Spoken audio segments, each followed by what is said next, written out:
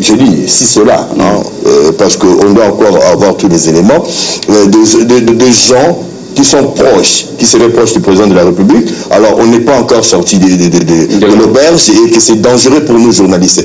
Moi, j'estime que nous avons le droit aujourd'hui de tirer la sonnette d'alarme. Ce n'était pas seulement pour nous le devoir de dire des choses contre Joseph Kabila, président de la République. Aujourd'hui, le président de la République s'appelle Fachi. Il a réalisé les 100 jours. Je ne sais pas si vous avez suivi une radio étrangère, le bilan qu'ils ont établi du président Félix Tshisekedi. Est-ce pour autant on doit envoyer des mandats contre les journalistes du RFI? Non, lui-même a donné le temps. Il a dit, pour autant que vous faites votre travail, que vous soyez ou pas de mon côté, vous ne serez jamais inquiété. Alors pourquoi Lungila et les autres, au Mombo demain, et Michel peut-être après-demain, puissent être victimes des opinions, alors le Congo ne se développera pas avec cette mentalité. Alors John Mombo, quand même particulier en termes de ça, mais c'est sûr que l'affaire a été portée au niveau de la corporation. L'NPC a pris l'affaire à bras-le-corps, nous espérons que ça va arriver à bout, mais quand même c'est déplorable que nous, confrères, journalistes par exemple, nous soyons toujours l'objet de menaces, l'objet d'assassinats, de meurtres par exemple, et ça c'est quand même déplorable. Oui, c'est très déplorable. Je voudrais présenter toute ma compassion à mon homo, John Lungila, un jeune journaliste très dynamique, très engagé. Il aime bien son métier. Je connais John depuis l'époque de Couleur Télévision, où quand il me recevait encore comme invité, j'étais encore à la CENI. Je connais John. Je porte en moi cette douleur qu'il a subi d'être tabassé, surtout quand on est tabassé par des gens que l'on ne peut pas contrôler, parce que ce n'est pas un combat de ring où il y a quand même des principes. C'est des gens qui n'ont pas de cœur, des gens qui ne contrôlent rien, qui doivent tabasser un des autres. C'est quand même déplorable. Si les faits sont établis, je pense que l'auteur qui aurait commandité et même ceux qui ont exécuté ce mauvais plan doivent être sanctionnés de manière exemplaire par la loi. Mais je déplore aussi le fait que les politiques congolais n'ont aucun respect pour les journalistes. Et nous, les journalistes, nous ne faisons aucun effort pour nous faire respecter. Voilà. John Lungila est tabassé aujourd'hui par quelqu'un, j'ai appris, on cite un nom, mais si cela est vrai, c'est quelqu'un que la presse a fabriqué. Qui connaissait ce monsieur-là dans cette ville ici? On ne connaissait pas ce monsieur-là. C'est la presse qui l'a fabriqué. C'est quand même déplorable que des gens que nous fabriquons, qui montent sur notre dos, qui montent sur nos épaules, qui sautent, et lorsqu'ils ont le pouvoir, ils peuvent nous traiter comme des papiers hygiéniques qu'ils peuvent utiliser et puis jeter dans la cuve. Je crois que cela est déplorable. Il revient à l'UNPC, notre corporation, de se révolter un peu. Il faut pas toujours qu'on soit là pour défendre, qu'on soit à la défensive. Il faut qu'on prenne des initiatives pour protéger réellement les journalistes. Que des gens qui posent ces genres d'actes. Le monsieur qu'on cite, il bénéficie encore de la présomption d'innocence. Je refuse de faire sa publicité. Mais s'il y a des criminels qui continuent à maltraiter des journalistes, il faut qu'il y ait des sanctions exemplaires. Je salue en passant l'engagement pris par le président Félix-Antoine Tshisekedi, Tshilombo, de valoriser le métier de presse, pour que nous soyons réellement le quatrième pouvoir, mais que ce quatrième pouvoir ne soit pas un quatrième pouvoir théorique. C'est nous-mêmes, les journalistes, qui devons nous valoriser. Vous trouvez normal que lorsqu'un politique congolais doit dire quelque chose, un scoop, il doit d'abord le dire sur une radio périphérique. Et c'est un sabotage. Même quand on va parler de Katumbi, au lieu d'annoncer même sur Nyota, sur CCTV, sur l'ACP, sur la RTNC, non, lui préfère France 24. Non, c'est ce complexe-là. Nous avons besoin des dirigeants décomplexés. Nous avons besoin des gens qui ont du respect pour les journalistes. Donc il faut qu'il y ait des décisions exemplaires et que l'UNPC puisse collaborer avec les institutions de la République pour faire respecter les journalistes, qu'on arrête de faire de notre corporation une corporation des des tribalistes. Hein, il ne faut pas tribaliser la corporation. Où on s'engage pour les uns, on ne s'engage pas pour les autres. Ça, je le dénonce. D'accord, je crois que le président Kasonga Tshilombe a pris les choses à bras le corps et je crois que jeudi, on va ester en justice le monsieur qu'on va décider tout à l'heure. On va parler de Némonassé, mais finalement, il réapparaît 2 ans après. À un moment donné, quand je l'ai vu hier, j'ai dit, mais finalement, ce pays, si on disait on doit tourner un film à Hollywood pour la RDC, on ne sait pas comment on doit qualifier les films en question. Et voilà, il réapparaît 2 ans après, l'évasion spectaculaire à la prison de Makala, plus ou moins des milliers de prisonniers se sont évadés à cause de lui. Il y a eu des morts en même temps à Sénégal, mais il réapparaît finalement. Non, on est à Disneyland. On est à Disneyland, où dans le pays de Peter Pan, où tout est... Bon, il réapparaît au bureau du Olengakoy, le président de Sensa, mais de là... Qu'est-ce qui s'était passé? Parce que, vous l'avez dit Michel, qu'il se serait évadé de la prison centrale de Makala, il était donné pour mort, mais il y a eu quelques signaux. Sa maison était en pleine réhabilitation il y a quelques temps. Les gens se posaient des questions, ils disaient ce sont les Makessa, donc ces adeptes qui cotisaient. J'ai dit mais mon Dieu, ils vont cotiser avec quels moyens, avec quelle autorisation? Parce que je vois encore le jour où on investissait la maison de Mona Nsemi, le jour de son arrestation, mais c'était le No Man's Land à Mbesseke là-bas, à ma campagne. C'était impossible. Les gens étaient traumatisés. C'était la guerre urbaine, la guérilla urbaine. Ces jours-là, le monsieur a été mis en arrestation, mis en accusation et arrêté à la prison centrale de Makala. Quelques temps après, c'était l'évasion, c'était la série d'évasions, et puis c'était les tours de Makala.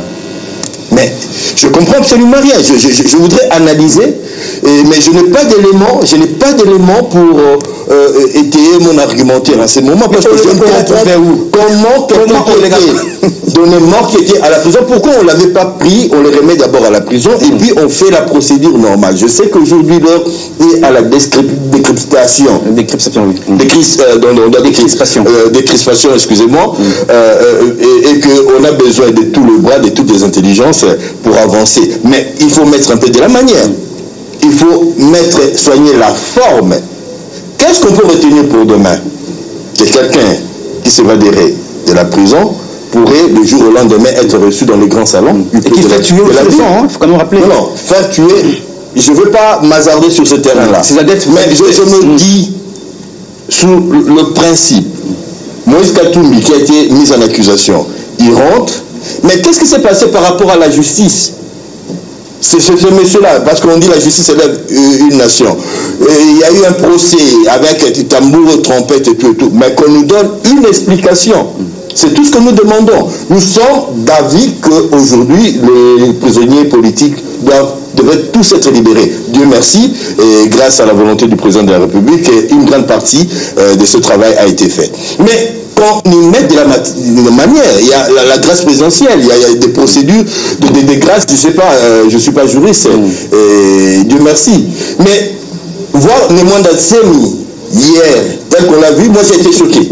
J'ai reçu un petit chèque tout en disant que Dieu merci, il va revenir, mais sur le plan pédagogique, qu'est-ce qu'on va retenir? C'est-à-dire que ça sera possible demain de vivre ce qu'on a vécu, et puis du jour au lendemain, blanchi, et puis on revient aux affaires.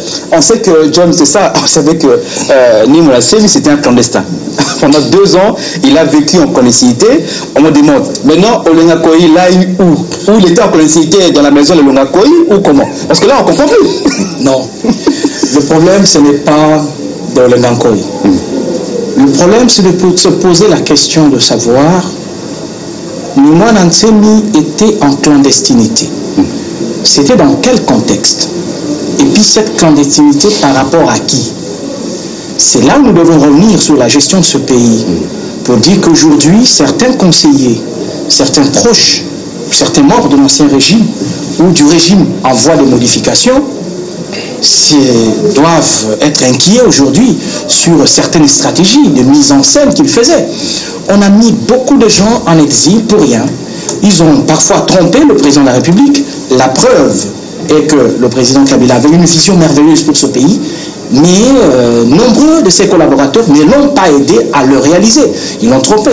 Je me pose la question, en quoi Nimwa Nantemi était un danger par rapport à l'ancien régime? C'est la question que je me pose. En quoi il était un danger pour cet ancien régime et en quoi il devient bienveillant pour ce nouveau régime? Le régime, ça rappelle ces déclarations, un peu, Kabila de quitter le pouvoir. C'était opposant. Oui. Aujourd'hui, il y a Martin Fayoulou qui fait des déclarations incendiaires, on ne lui fait rien. Ça vous dit qu'il y a certaines choses aujourd'hui que Félix Tshisekedi est en train de faire qui apportent des corrections flagrantes, des corrections fortes par rapport à l'ancienne gestion. Nous devons le regretter. Et je vous ai dit sur ce plateau que lorsque on est au sein d'une majorité, aujourd'hui, la majorité, il faut s'arrêter et réfléchir. Qu'est-ce que nous avons fait et qu'est-ce qu'on aurait pu faire qu'on n'a pas fait? Parce que, c'est vrai, je rappelle, cette majorité FCC, je parle du FCC, qui est dans la logique de la reconquête du pouvoir, doit s'inquiéter.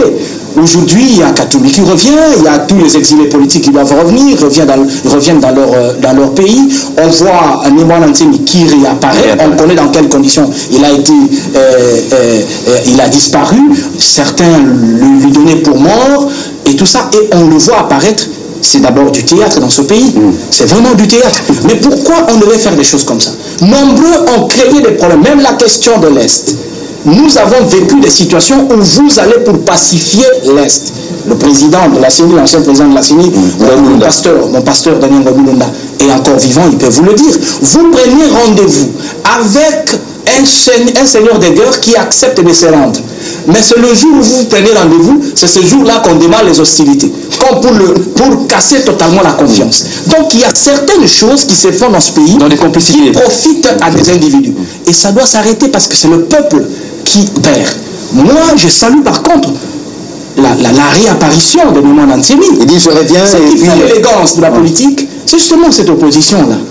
Mais nous disons à Nimwa Nantemi, comme aux autres qui reviennent, que votre opposition ne revienne plus pour verser du sang. Parce que vous avez un Félix Tshisekedi qui a une approche pacifiste, une approche tout à fait modérée, mais ne le traitez pas pour une bête, ce n'est pas un imbécile. Ce n'est pas parce qu'il vous dit revenez dans votre pays que vous devez tout vous permettre, comme je vois mon frère, mon aîné Fayoulou se permettre tout. Je pense qu'il y a quand même des limites parce qu'il y a des lois qui existent. C'est ça justement la question. Qu'est-ce qu'on fait maintenant de tous ces gens-là qui sont morts? Il disait tout à l'heure, mais en termes de moralité, on a parlé Gédon Kyungu à l'époque, on a décrié, mais Moulassem autant il a fait. C'est la question. Au-delà de ça qu'il dit, je reviens pour contribuer à la paix dans nos pays consolidés, certes, il dit même que c'est pas intéressant qu'on doit avoir dans le pays des gens qui soient toujours inquiétés, certes, mais c'est la question. Je me suis posé la question tout à l'heure sur la manière de faire. Il y a eu mort d'homme. Il y a eu tout ce que nous avons connu ici. Et revenir, c'est une bonne chose. Gracier, c'est une bonne chose. Mais si on ne fait pas les choses de la meilleure des façons, les autres vont le faire à notre place. N'oubliez pas qu'aujourd'hui, il existe une justice internationale qui s'occupe de pays comme le nôtre est là, où les choses ne sont pas bien faites. Et puis nous allons nous poser la question pour dire que c'est seulement à nous qu'on s'intéresse. Justement parce que nous ne sommes pas capables de nous autogérer.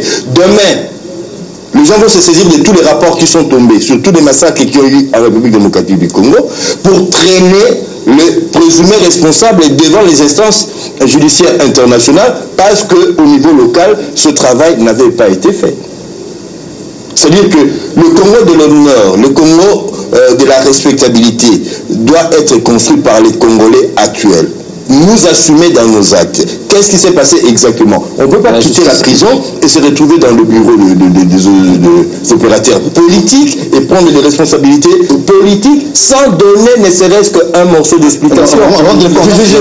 Je pense que tout ce que nous laissons derrière nous rattrapera et freinera d'une certaine façon le développement de la République démocratique. Si on peut aussi rappeler rapidement, la pauvre, celle qui était administrateur du marché central ici, elle est morte, tués par les adeptes de Bout de Mayel à l'époque, parce qu'ils réclamaient que voilà, leur leader n'était pas là, qu'on aurait tué, ainsi. Ça aussi, ce sont des choses qu'on ne peut pas oublier. Ce sont des choses qu'on ne peut pas oublier, mais je pense qu'il y a une justice dans ce pays qui doit interroger les vrais mobiles, réhabiliter les victimes dans leurs droits et condamner les auteurs conformément à la loi. Mais je voudrais ici souligner le fait que nous ne pouvons pas œuvrer dans une logique manichéiste, la logique des index, de la victimisation. Une logique qui consiste seulement à penser que Némoine Ansemi est sorti de la prison, il s'est évadé et puis il a fait tuer des gens. Non.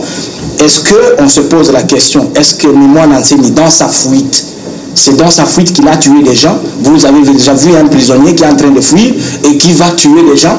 Donc, ces gens-là sont-ils morts? Ont-ils été assassinés? Ont-ils été tués? Je ne suis pas juriste. Mais dans quelles circonstances cela s'est-il passé? C'est la question.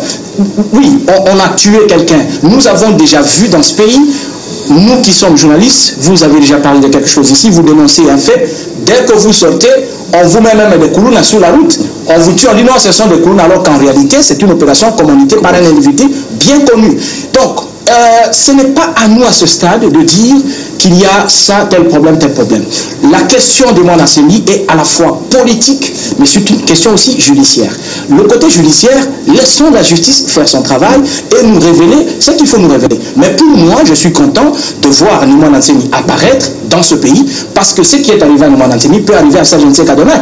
Il ne faut pas que, quand on gère la République, qu'on gère la République avec des états d'âme. Parce qu'il y a des gens qui créent des situations comme ça, qui causent des morts, et puis on responsabilise, non, c'est Némoine Ansemi, c'est John Omombo qui a fait ceci, cela, alors que la personne qui a commandé cette opération est tranquillement installée dans un bureau climatisé en train de s'enrichir sur les dos des Congolais. Nous avons connu des cas même de Maï-Maï. Moi, je suis j'ai quand même de l'expérience, de l'expertise dans la résolution des conflits. J'ai été dans le Nord Katanga, j'étais dans l'Est de la RDC.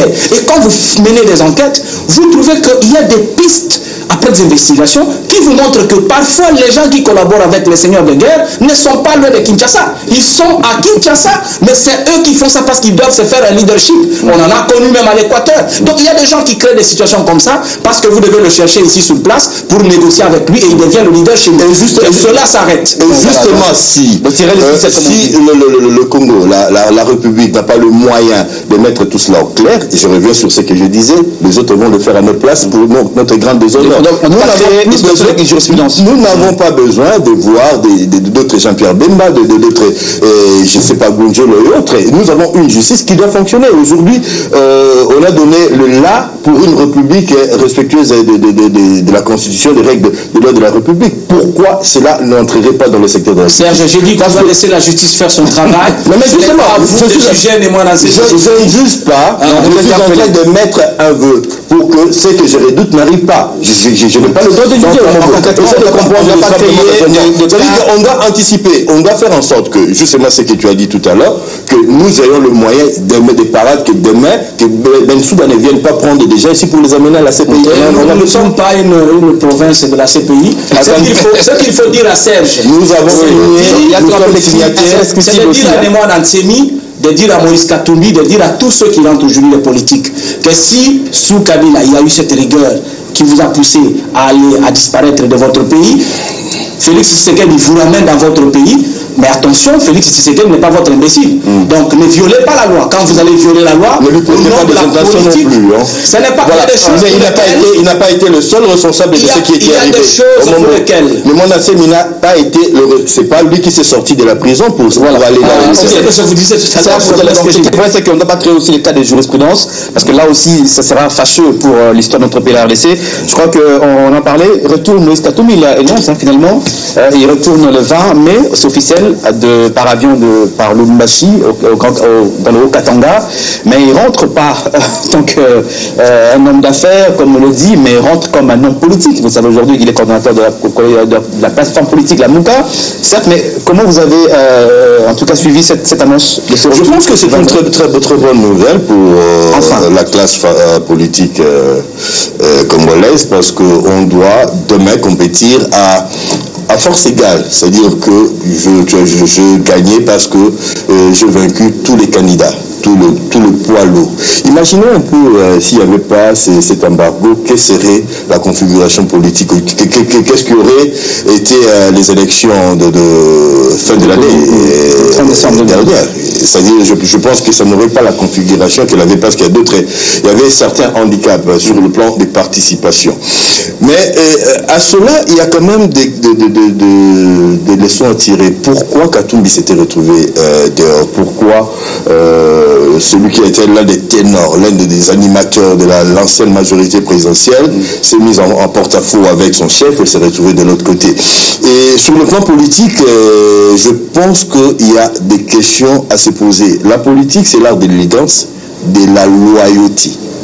Même si il a toujours été accompagné de coups bas, de fourbes qui, j'allais utiliser un mot qui n'est pas correct à la télé, de gens qui ne sont pas corrects. Donc c'est justement ce qui amène à ces genres de situations, parce que dans le fond, nous ne savons pas exactement, personne ne nous a dit ce qui s'est passé exactement. Il y a eu le procès contre Katumbi, on l'a entendu à Lubumbashi, et après arrêté, libéré pour aller se faire soigner, et puis de l'étranger, le monsieur a repris ses activités politiques, et puis jusqu'à ce qu'à son retour ici. Il y a ce côté-là, c'est-à-dire qu'on doit gérer, qu'on doit nous expliquer un peu comme dans le cas de Mondansemi, mais il revient pour faire quoi? Pour rester dans l'opposition, mais quel genre d'opposition? La part de l'opposition républicaine. L'opposition républicaine respectueuse de la loi, mais quand même une opposition. C'est-à-dire que nous avons besoin de cette opposition pour faire avancer les choses. C'est-à-dire, comme Félix Antoine Tshisekedi a été élu, ça ne signifie pas, parce qu'il a fait construire Sayo, il a été dans les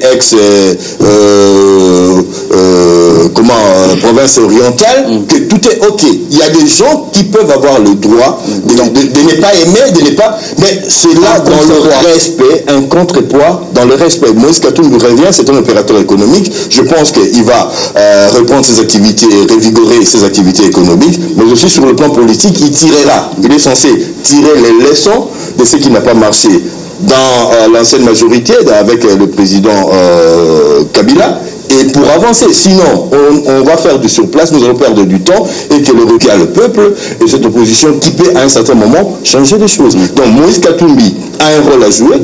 Moïse Katumbi revient aussi à l'opérateur politique. C'était économique, c'était un animal économique, donc autant que Jean-Pierre Bemba, c'est peut-être ça sa force. Moïse Katumbi a su vendre les Katanga à travers Mazembe.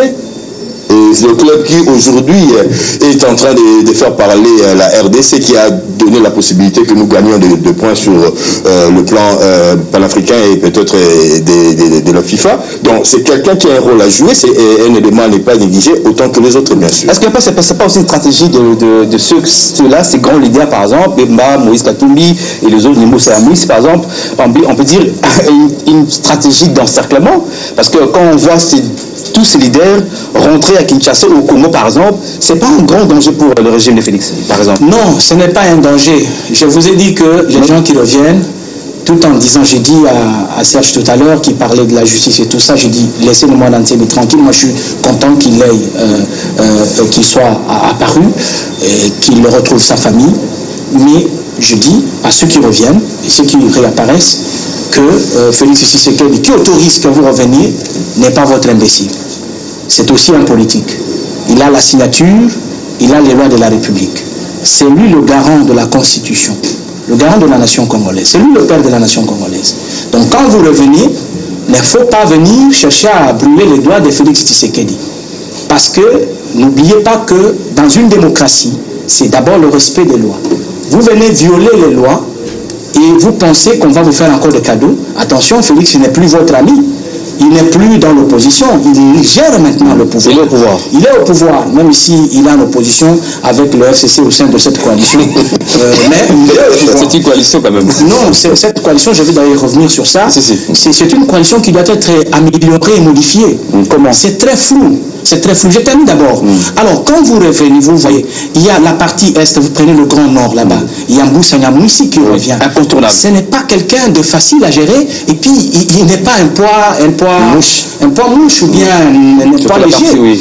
vous prenez le Moïse Katumbi, vous prenez le retour de Jean-Pierre Bemba. C'est pourquoi je dis que c'est la disparition de mon aîné Martin Fayulu. Et ça ne sera pas facile, ça ne sera pas facile de gérer ces provinces. Et puis, il y a aussi un problème de gestion des ambitions au niveau du porte-parole de l'opposition. Voilà, comme il a dit, comment on va avoir, est-ce que c'est Moïse Katumbi qui sera le porte-parole de l'opposition? Est-ce que c'est Jean-Pierre Bemba? Il y a aussi un problème, c'est là où je parle de l'égocratie.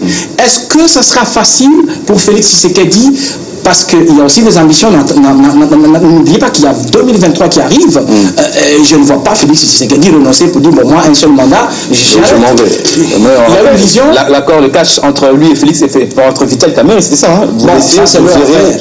Mais ce sont des ambitions. Les accords se font et se défont. Nous avons appelé tout cela.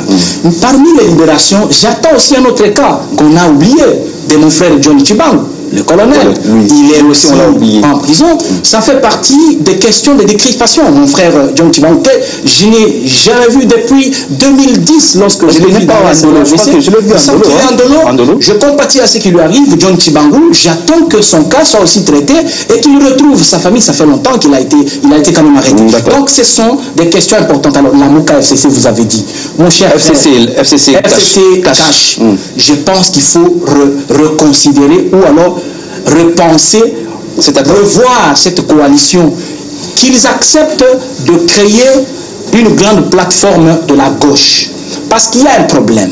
Les gens, j'ai suivi John Tiani, comment il s'appelle? Noël Tiani, qui aurait déploré le fait que le président Kabila interfère sur la gestion du pays. Kabila intervient parce qu'il est le chef du FCC. Donc c'est un homme politique, vous ne pouvez pas lui refuser d'interférer. Mais il y a un problème. Le FCC et Cash sont dans une coalition. Le président Félix Tshisekedi est l'autorité morale de Cash. Le FCC, son autorité morale, c'est le président, l'ancien président de la République, Joseph Kabila Kabange. Je me demande maintenant, cette coalition-là, qui est l'autorité morale de cette coalition, qui donne les instructions? C'est pourquoi je dis, pour éviter cette confusion, où l'un donne des instructions et l'autre peut donner des instructions contraires, ou alors ils ne peuvent pas collaborer, ils peuvent créer un grand mouvement de gauche où le président Tshisekedi devient carrément l'autorité morale parce qu'il occupe les fonctions d'État et on peut responsabiliser la fonction politique à l'actuelle autorité morale du FCC qui est sénateur à vie. On lui confie une fonction, par exemple secrétaire général ou coordonnateur de cette coalition qu'ils auront à créer au lieu qu'on dise coalition cash FCC. Donc il faut formaliser. Inutile. Et j'ai dit à Félix Tshisekedi que ses adversaires politiques ne sont pas dans la Mouka, ils sont dans le FCC. Voilà, ils sont en question. Oui, vous donnez la parole, je lis les questions et je donne la parole. Bonjour, qu'est-ce que c'est divine depuis Bumbu? Est-ce que Nimona Semi doit être laissé comme ça? Et pourtant, il a créé des désordres à la prison centrale de Makala. Bakangaye, Aza dangereux.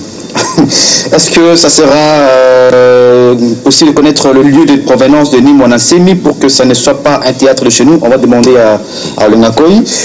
Pour l'affaire John Lungila, vaut mieux que notre pays soit appelé la République du Congo que la République démocratique du Congo. Où est la démocratie? Ça, c'est M. Kim depuis Kinshasa. Est-ce que Congo Airways est une société vraiment congolaise car le billet de Kinshasa Kisangani coûte $700 et Kin Kalemi $800? Alors que fait le gouvernement pour cela et où en sommes-nous? Juste à vous rappeler que les invités d'hier doivent avoir de la hauteur du débat à la télé. On rappelle encore l'émission d'hier. Voilà, Joël Cadet, Mike Mukebai et puis Gérard Elinga. Voilà. Langage, il dit, je rentre chez moi au Katanga, un type comme ça aura-t-il la facilité de convaincre l'ouest de la RDC? Ça, c'est le retour de Katumbi. Il y a l'exploitation illégale de nos forêts dans la province de l'Équateur, territoire des Bikoro, secteur Ekonda, village Waba.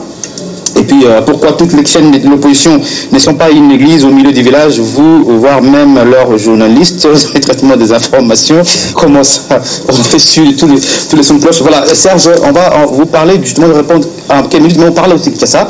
Je crois que vous avez suivi hier avec le débat autour de la gestion de la Kinshasa. Guy Matondo, le ministre provincial des Finances, était devant les députés. Il n'a pas, en tout cas selon eux, convaincu les députés provinciaux. le président de l'Assemblée dit qu'il faut, en tout cas, entrevoir une action judiciaire contre le ministre provincial. Est-ce que de faire reprocher à Guy Matondo la mauvaise gestion, on parle des comptes parallèles, les arrêts des salaires de 30 mois pour les administratifs par exemple, et tout ça, ce sont des faits qui sont avérés? Non, je pense que c'est pas sur le plateau des télévisions qu'on va commencer à distribuer les cartes et dire que c'est bon. Je note, c'est pas bon, je note seulement que la démocratie au niveau de la base est en train d'avancer. Ça, c'est la deuxième législature par rapport à nos provinces. Et je note qu'il y a une avancée significative. Je note la volonté des élus à vouloir avoir joué leur rôle de contrôle, essayer d'éclairer la lanterne de la population et puis responsabiliser l'exécutif. Ça, c'est très positif. Il y a eu la question de l'honorable Tengetelito, ancien bourgmestre de Kitambo, qui voulait savoir sur l'endettement de la ville, sur les hypothèques, c'est-à-dire on a nanti certains actes de la ville pour avoir auprès des banques, pour avoir de l'argent, sur le compte dit parallèle, et puis sur le cumul des arriérés. Hein, donc ce sont la question, l'interpellation avait sa raison d'être. Et que le ministre était revenu pour donner ses moyens de défense en disant que je ramasse qu'il n'y avait pas de surendettement parce que la dette de la ville de Kinshasa s'élevait à 18 millions alors que la mobilisation c'est autour des 58 millions, 60 millions. Donc on ne peut pas parler de surendettement.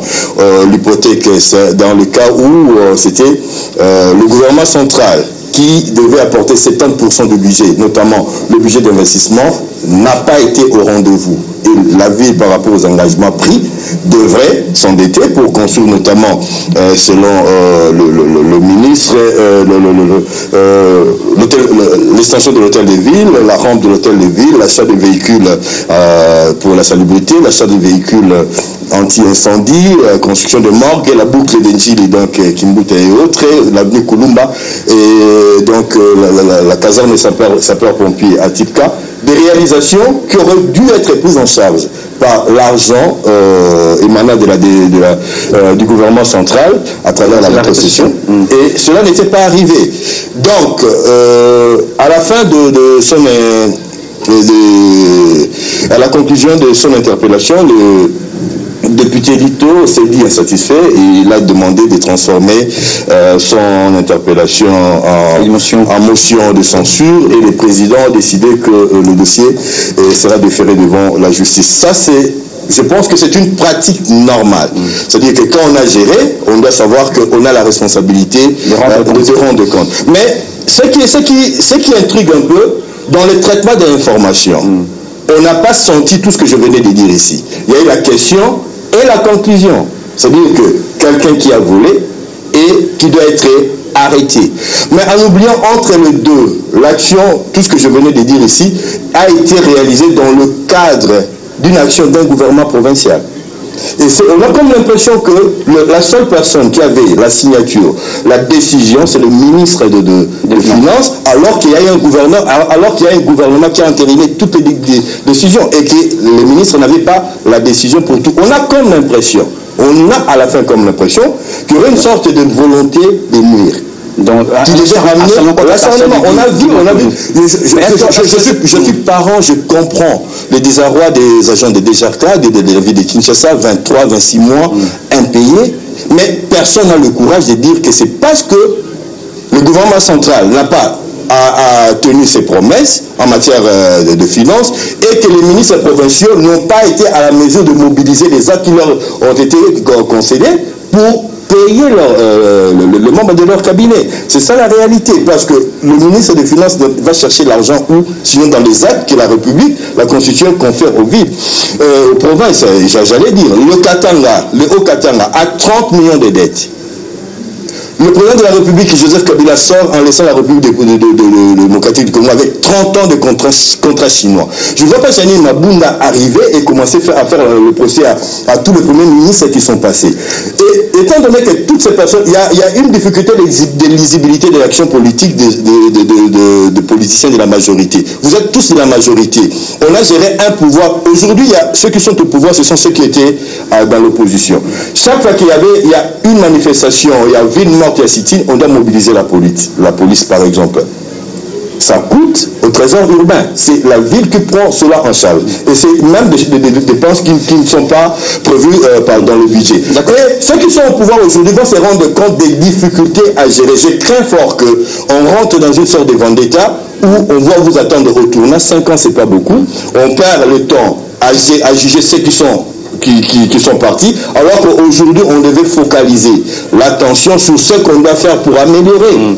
Voilà, mais la question, c'est que au-delà de ce qu'on Serge vient de dire, c'est que ça c'est que le ministre provincial a dit également, s'est expliqué, mais la réalité c'est qu'aujourd'hui c'est lui qui va prendre le règne aujourd'hui. Je crois que c'est la remise et reprise provisoire entre aujourd'hui Bafouba il y aura des problèmes pour réaliser ces programmes, parce que si déjà on a une province qui a au moins 30 millions pratiquement de dettes. 18 millions. Exactement. Oui, entre guillemets, mais on extrapole pour dire 30 millions. Non, il n'y a pas extrapolé, ce sont des chiffres. À ce niveau-là, mais c'est une difficulté qu'il y aura, par exemple, à ce niveau-là. Il n'y a pas de difficulté. La justice est là pour aider la République à retrouver ses droits.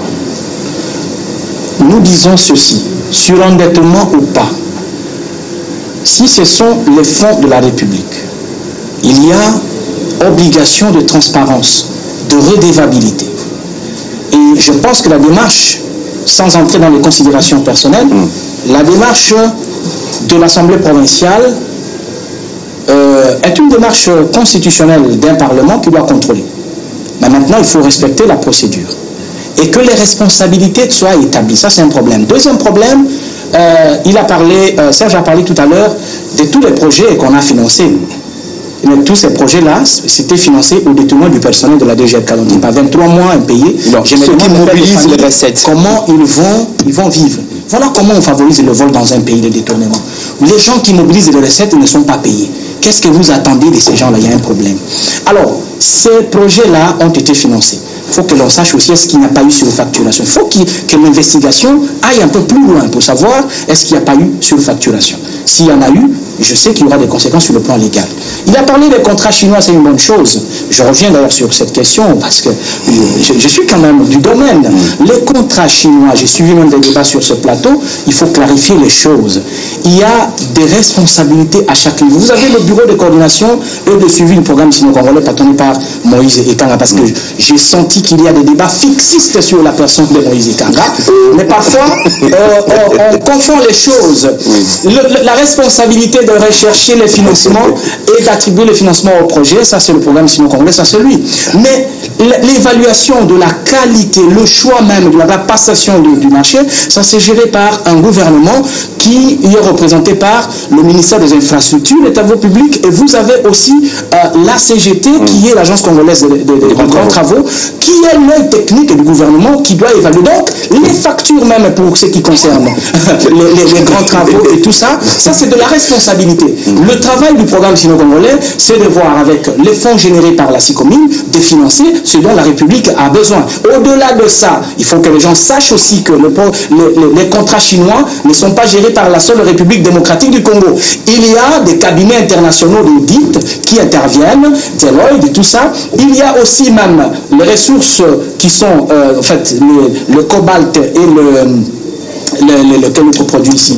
Le cuivre qui sont générés, qui sont produits par la SICOMI, sont vendus sur le marché international au mieux offrant. Et vous voyez des cabinets internationaux comme Deloitte qui interviennent et on prend justement les revenus. On rétribue à la RDC ce qu'il faut payer pour les infrastructures et on doit rembourser l'argent. La transparence, on était sur la ville de Kinshasa. On était sur la ville de Kinshasa. Je termine, Serge. S'il n'y a pas à confondre avec ce qui se passe à Kinshasa, parce que là, les choses sont tellement claires et il y a des chiffres qui sont là, même les documents sont là. C'est que nous recommandons et qu'au-delà de ce qui se fait à Kinshasa, que d'autres provinces aussi puissent emboîter le pas à l'Assemblée provinciale de Kinshasa pour que nos pays, vous avez le Sankourou, vous avez Sud-Ubangi, Nord-Ubangi, toutes ces provinces, surtout la nouvelle province, comment elles ont été gérées, que les responsabilités soient établies. Toutes les provinces, y compris Maïnombe et tous les restes. Alors, et Kinshasa,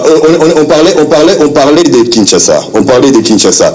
Tout ce que je suis content d'entendre John dire tout ce qu'il dit là. Personne ne se donne la peine d'aller lire personne ne se donne la peine. Tout a été fait dans le respect des règles et de l'art. Mais comment on peut avoir 14 comptes bancaires, par exemple? Non, l'explication a été donnée. Il faut lire la loi de finances de 2018.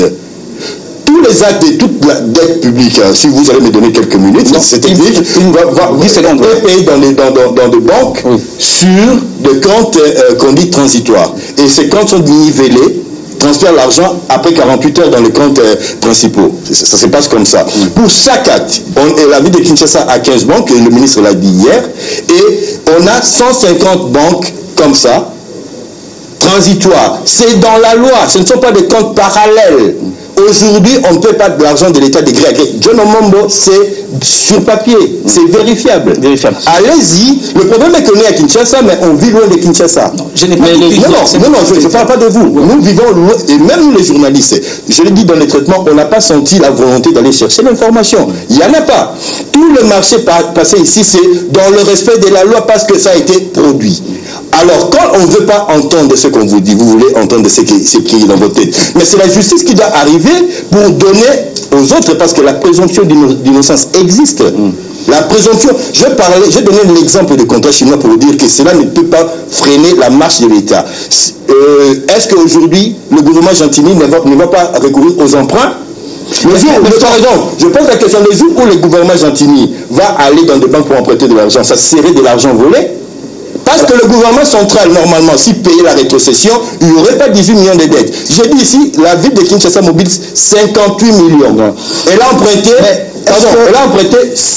18 millions, mais dans les 15 autres banques, dans les autres banques, l'argent est là. Pourquoi on ne dit pas qu'il y a l'argent? Le compte vignette, mobilisation vignette, il y a plus de 300 millions de francs congolais.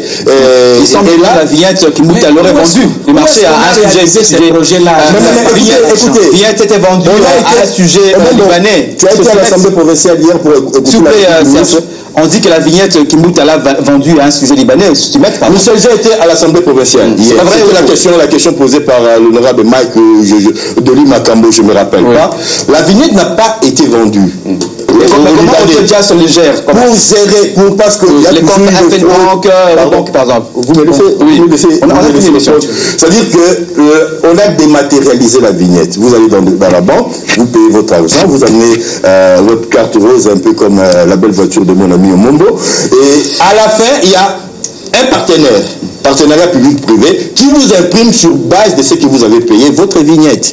Et ce partenaire-là intervient en dernière instance. Et l'argent est payé, soit à FR Banque.